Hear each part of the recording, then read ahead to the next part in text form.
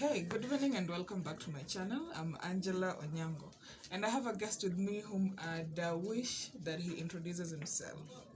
Hi, my name is Lucas Kamu. I'm a teacher of English and literature. So what made you teach English and not any other subject?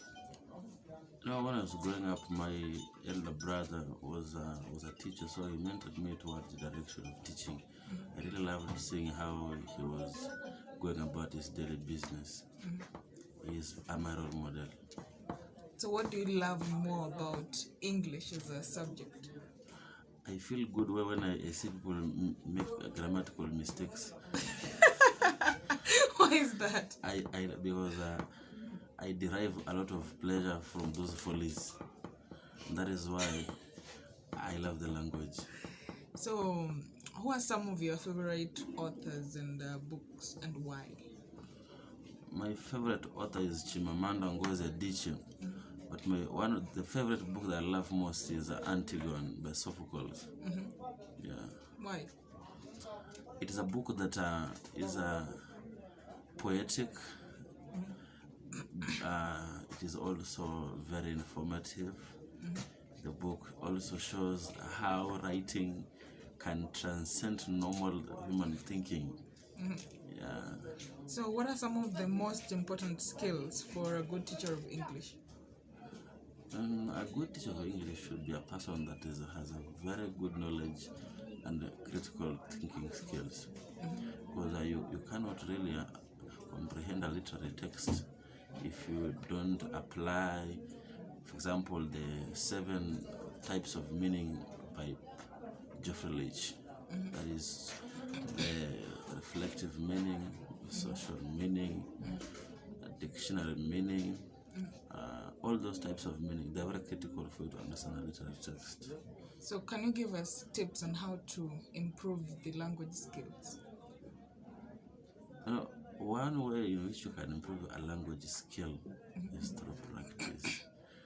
And as they say, an empty debe makes the loudest noise. You need to keep yourself with a lot of arsenal. This arsenal can include familiarizing yourself with the words of the language, creating creatively new sentences that have never been created before, reading extensively, because a good writer is always a good reader. You get ideas from other people. Some of these ideas you can replicate them to what you are doing. For example, you can use words, phrases from literary text. For example, if you pick an introduction from The Man of the People, for example, it says, no one can deny that Chief M. Enanga was the most approachable politician. Some of those introductions are very laudable. A learner can use them in writing so that he can have a very attractive introduction in a composition, also imaginative composition.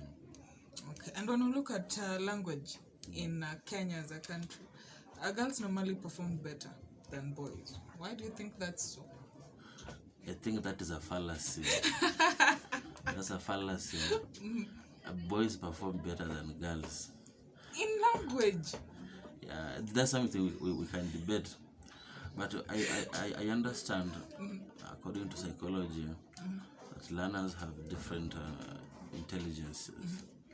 So, of course, if you pick it on gender, it will be a feminist discussion.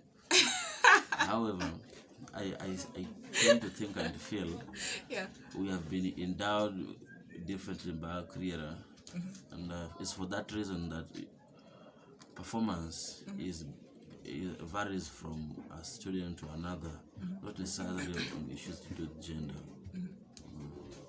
Okay, so when you look at another area in language, that is poetry, it's kind of challenging for most of the students. So what would be your advice for them to be able to tackle poetry questions? Poetry is very enjoyable. I think what teachers of English and literature need to do is to work on attitude. Because many a times a student who does not have a reflective mind cannot really understand the contents of a poem, because most of the language in a poem is coded. So it is important that we teach students critical thinking. And there's a famous quote by René Descartes that says, "Cogito ergo sum." I think, therefore I am.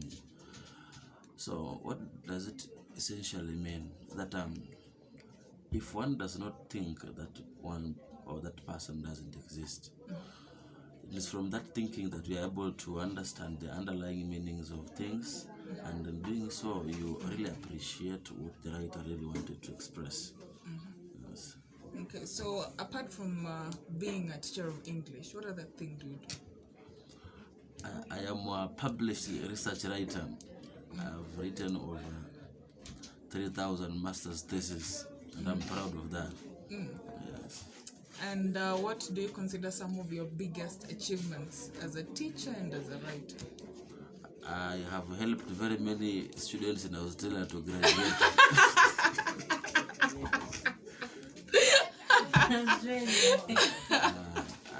And some in China. So I have really interacted with people from various continents. I've learned very many cultures. For example, I have never knew them. If it were not for that kind of work, I wouldn't have known that there are minorities in Australia, which were the original inhabitants then. I would have known that a town like Louisiana in the United States is a land that was bought from the Spanish in Mexico. Yeah. So there's a student who is looking at you right now and is like, maybe in the next 5-10 years he wants to be like you. What would you tell him? I think that person can walk the talk. I let them work hard, be focused, read a lot, because a good teacher of English should be one that is well read. Okay, thank you. So that is all we had. Thank you so much. Thank you, Kamu. Be blessed. Be blessed.